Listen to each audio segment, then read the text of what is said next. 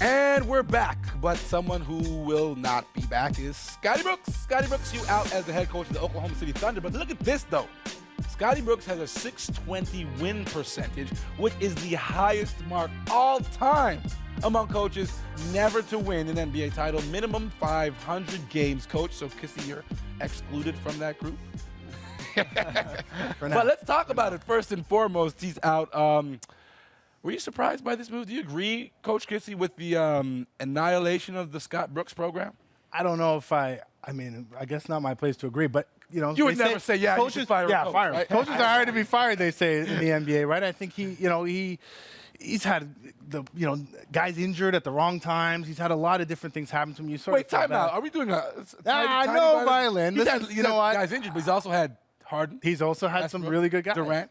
It's tough because, in my position, I'm the GM, the coach. I get to make all those decisions. They get who they get, and maybe they have some input depending on where they are. But I would never have given away Harden. Let's be honest here. Sam Presti is the GM of this team. He's put together. I don't know. If you're a head coach and Sam Presti's your GM, can you be upset? Like, he's giving you everything you need. Yeah, absolutely. And the funny thing that I find is that they said it has nothing to do with this season. Okay, so if he made the playoffs and so he's going to be there? No, they wanted to make a change for a long time. I don't think it's necessarily that fair. He got a pretty good endorsement from Popovich, and if you're going to get an endorsement, that's the guy to get it from. He said this guy's going to have a job. Well, I guess very soon. Presti would probably be the guy to get the endorsement from. Right. The other thing you have to look at, I think, is getting Westbrook and Durant. At some point, somebody's got to get them to really. So here's play together. So let me Somebody pose to has you and to Dan. Do you think those two are in cahoots? Do you think they appreciate or are in agreement with this move? No, but it doesn't matter because they're both gone too. The beginning of the tear down of the Oklahoma City Thunder started when they let James Harden walk. Right. The second or third best player in basketball today walked almost for nothing. Brooks, at the beginning of Brooks' tenure, when they first hired him, I might have scratched my head. Now I think firing him is ridiculous. Mm-hmm. The coaches like him, or the players like him. They know who they're playing for. They have a system in place. It's been successful. The injuries this year are the reason they didn't get there.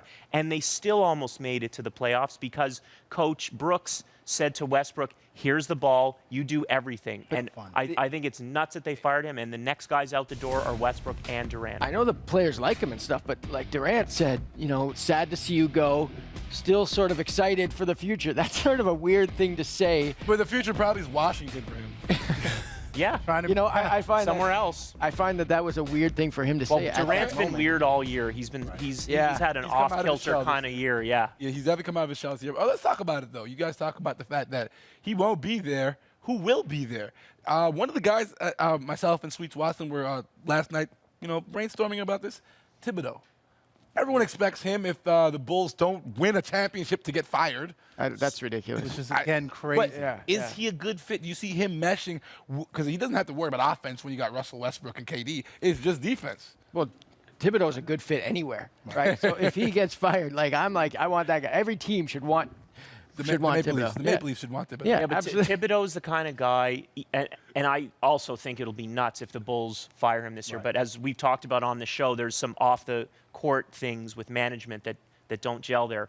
But if he was available, he's the kind of guy who's going to sit back and wait until the right job comes along, because he did that with Chicago. He could have been a head coach years before.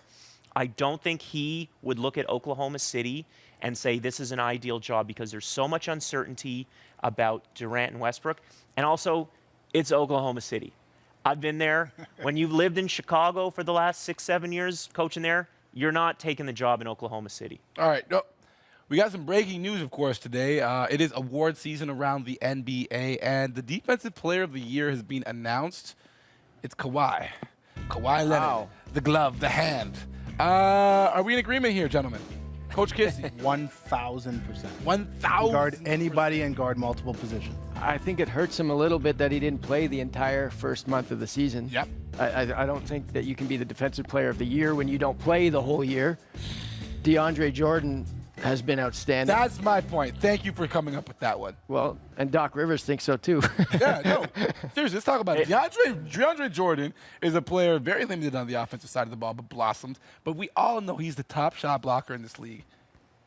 big rebounder, and if he's not going to get the block shot, he's changing shots in the paint, and the Clippers look like the best they've ever looked. How did DeAndre get looked over for this? It's hard to understand, isn't it? I guess the rationale for the voters is that Kawhi is this lockdown defender, and his opponents don't have good nights going up against him. But if I was voting in that, you have to look at DeAndre Jordan's rebounds and block shots and look at it historically, and that player with that kind of defensive production usually wins the Defensive Player of the Year. So let's go back to the guy who said he agreed with this 1,000%. You're still standing strong. Absolutely, you because have no love for DeAndre. he impacts Big men. So DeAndre, This I is love your head DeAndre. coach, Brock Big Men. He impacts the game. DeAndre impacts the game. I agree. Shot blockers are valuable. If you look at analytics, I mean, that's a rim protector. That's important. But Leonard can guard LeBron to a degree, right? Yes. I mean, within reason. He can guard all the best players Yes. and neutralize them. So he's Those the best guys have defender. great impacts on the game. He's the best defender at the best position in the game. Where it counts the most, other than they might say. I'd like to see them the play rim. one-on-one, and whoever stops the other player, like I think He get DeAndre, more stops. DeAndre's more of a this is help when we end- defender, yeah, a help DeAndre side could defender. drive Kawhi When we Leonard. start adding events to the All-Star Weekend is when we end segments of the show. Next up, one-on-one, Coach Kissy versus Randy. Nope, but we still got more to break down about the NBA playoffs. We got to hit up some of the other series. We got to talk about, of course, the Clippers and the Spurs. The big game, OT action. We'll be back to break that down on your favorite basketball show, Hangout.